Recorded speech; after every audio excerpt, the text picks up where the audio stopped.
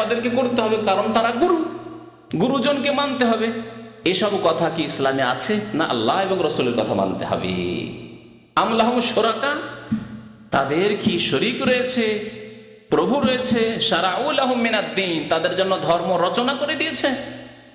মা লাম ইয়াযান বিহিল্লাহ, যার অনুমতি আল্লাহ দেননি, যা কোরআনেও নেই, নবী করিম সাল্লাল্লাহু আলাইহি সাল্লামের আদর্শ সুন্নতে হাদিসেও নেই। না, আল্লাহ দেননি তাহলে, তাই না?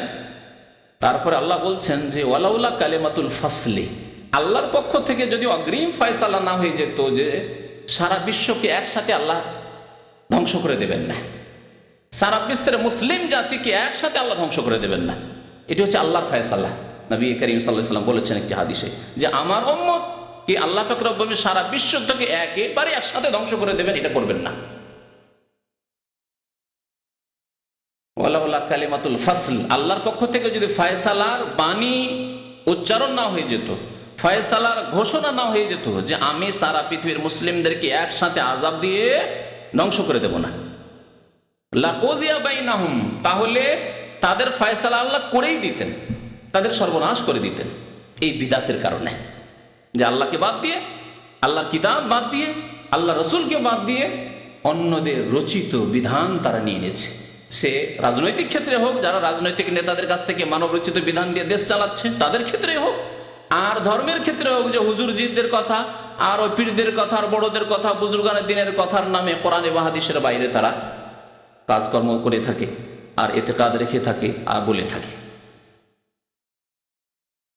আল্লাহ পাক রব্বুল আলামিন সবচেয়ে ক্ষতিগ্রস্ত ওই সব লোকদেরকে বলেছেন। কারা তারা? সূরা কাহফ আয়াত নম্বর 103 এবং 104 মহান আল্লাহ ইরশাদ করেছেন, কুল হাল নুনাব্বিউকুম বিল আকসারিনা আমালা, হে নবী মুহাম্মদ সাল্লাল্লাহু আলাইহি সাল্লাম আপনি বলে দিন যে তোমাদেরকে জানিয়ে দেব কি, হাল নুনাব্বিউকুম, তোমাদেরকে জানিয়ে দেব কি ওই সব লোকদের সম্পর্কে যারা আমলের ক্ষেত্রে অধিক ক্ষতিগ্রস্ত, কর্মের ক্ষেত্রে কর্ম করেও ক্ষতিগ্রস্ত। আল্লাযীনা দাল্লা সা'ইহুম, তারপরে আল্লাহ নিজেই জানিয়ে দিচ্ছেন। জানিয়ে দেব কি বলার পরে আল্লাহ জানিয়ে দিচ্ছেন নবীকে যে তুমি জানিয়ে দাও, মানুষকে, মুসলিমদেরকে জানিয়ে দাও, বিশ্ববাসীকে জানিয়ে দাও, আল্লাযীনা দাল্লা সা'ইহুম ফিল হায়াতিদ দুনিয়া, পার্থিব জীবনে যাদের মেহনত পণ্ড হয়ে গেছে, যাদের পরিশ্রম বিপথে চালিত হয়েছে। দাল্লা মানে রাস্তা হারিয়ে দেওয়া।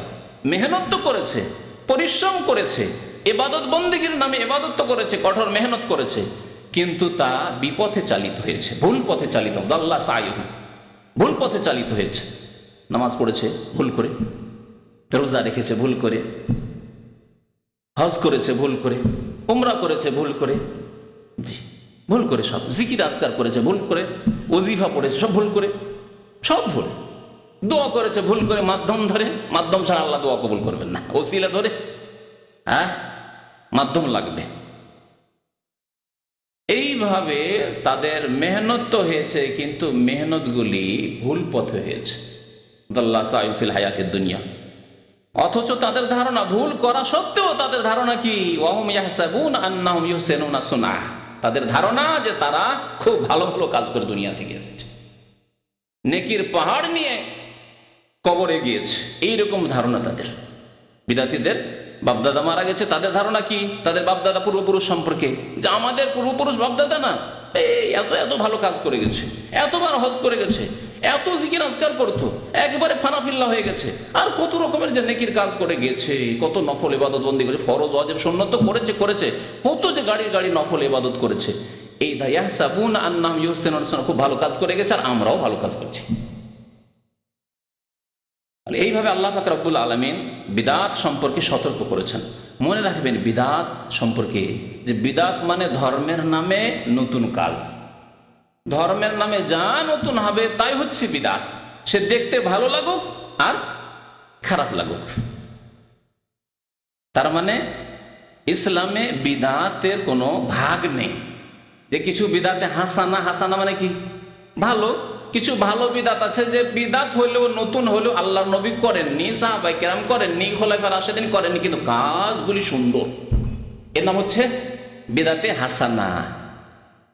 এইরকম ভাগ ইসলামে নেই। আল্লাহর নবী করেননি, সাহাবায়ে কেরাম করেননি, অথচ করার উপায় উপকরণ ছিল, তারা করতে পারতেন ইচ্ছা করলে, আল্লাহর আদেশ যদি হতো আর আল্লাহ সন্তুষ্টির রাস্তা যদি হতো তো অবশ্যই তারা করতেন, করেননি তার মানেই ভালো না। আর আপনাকে আদেশ করা হয়েছে আপনি নবীর অনুসরণ করবেন, আগে বাড়বেন না। সূরা হুজরাতের আয়াতগুলো শুরু থেকে পড়ুন এবং তার তাফসীর পড়ুন। আল্লাহ লা তুকাদ্দিমু বাইনা ইয়াদাইল্লাহি ওয়া রাসূলিহি, আল্লাহর আগে বাড়িও না, রাসূলের আগে বাড়িও না। আল্লাহ পাক বললেন না করতে, জানালেন না যেগুলো নেকির পথ, ভালো কাজ, সওয়াবের কাজ, এগুলি হচ্ছে ধর্ম, আল্লাহ জানালেন না, রাসূল জানালেন না, তারপরে আপনি আগে বেড়ে কাজ করা শুরু করেন। না না না, এগুলিও ভালো কাজ, বিদআতে হাসানা, যদিও নতুন কিন্তু ভালো কাজ। এটি কোরআনের এই আদেশ লঙ্ঘন করা নয় কি?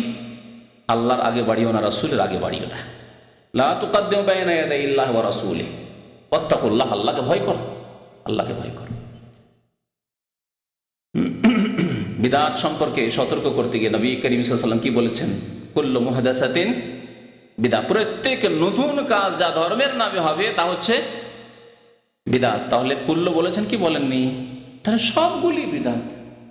আর যারা ভাগ করে মুসলিম সমাজকে বিদআত করাচ্ছে, যারা বিদআতে হাসানাগুলি করুন, কবরে চাদর চড়ানো বিদআতে হাসানা, জিকির আজকাল যে করছি আমরা সম্মিলিত বিদআতে হাসানা, বলবো সেগুলি প্রচলিত বিদআত যেহেতু উল্লেখ করবো সেই জন্য আর এখন সেগুলি উদাহরণ দিচ্ছি না।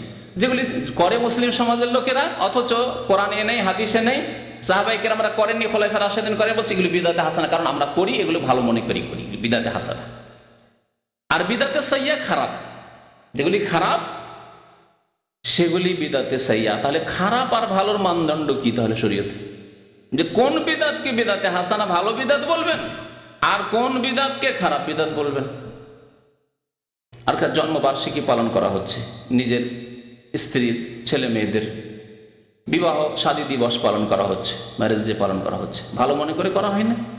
তারপরে তাতে কিছু গরিব মিসকিনকে খাওয়াবেন, ভালো ভালো খাবার দাবার তৈরি, আশেপাশে গরিব মিসকিন কিছু তো খাওয়াবেন, কিছু তো নেকির কাজ দেখা যাচ্ছে সামনে। এইরকম যুক্তি যদি পেশ করা হয় তাহলে মানদণ্ড কোথায় যে এই বিদআতগুলি ভালো বিদআতে হাসানা না সাইয়্যা খারাপ? কি দিয়ে আপনি ওজন করবেন, মাপবেন কি দিয়ে যে এগুলি ভালো বিদআত না খারাপ বিদআত? কোরআন হাদিস দিয়ে মাপতে হবে। নবী করিম সাল্লাল্লাহু আলাইহি ওয়াসাল্লাম বলেছেন কুল্লু বিদআতিন দালালাহ, প্রত্যেক বিদআত বলেছেন, কতিপয় বিদআত বলেননি, বাজ মানে কিছু, বাজ বলেননি, বলেছেন কুল্লু, প্রত্যেক বিদআত হচ্ছে গুমরাহি পথভ্রষ্টতা। অকুল্লু দালালাতিন ফিন্নার, প্রত্যেক ভ্রষ্টতা গুমরাহির পরিণাম হচ্ছে জাহান্নাম।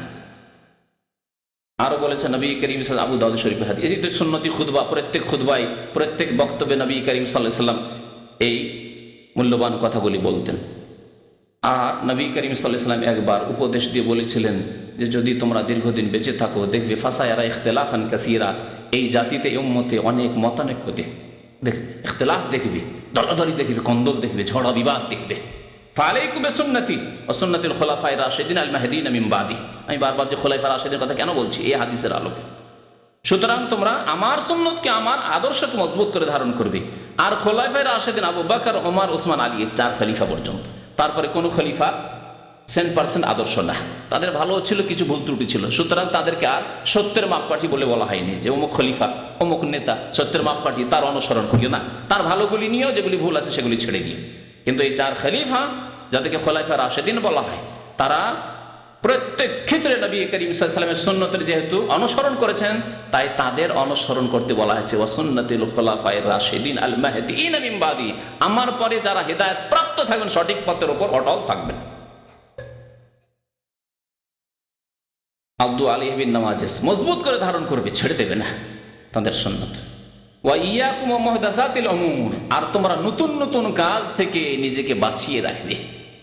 ফাইন্না কুল্লা মুহদাসাতিন বিদআহ, কারণ প্রত্যেক নতুন কাজ ধর্মের নাম, এখানে কুল্লা বললেন নবী করিম সাল্লাল্লাহু আলাইহি ওয়াসাল্লাম, বললেন না কুল্লা মুহদাসাতিন বিদআহ, প্রত্যেক নতুন কাজ হচ্ছে বিদআত।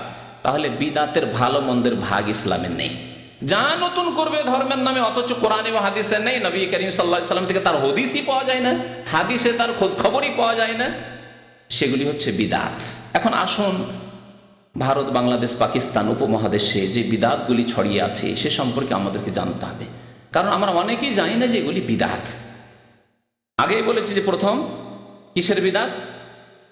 আকীদার বিদআত বলিনি, বিশ্বাসের বিদআত। বিশ্বাসের ক্ষেত্রে মগজে বিদআত ঢুকানো আছে, আমলে নেই, কর্মে নেই। কথাই নেই, কিন্তু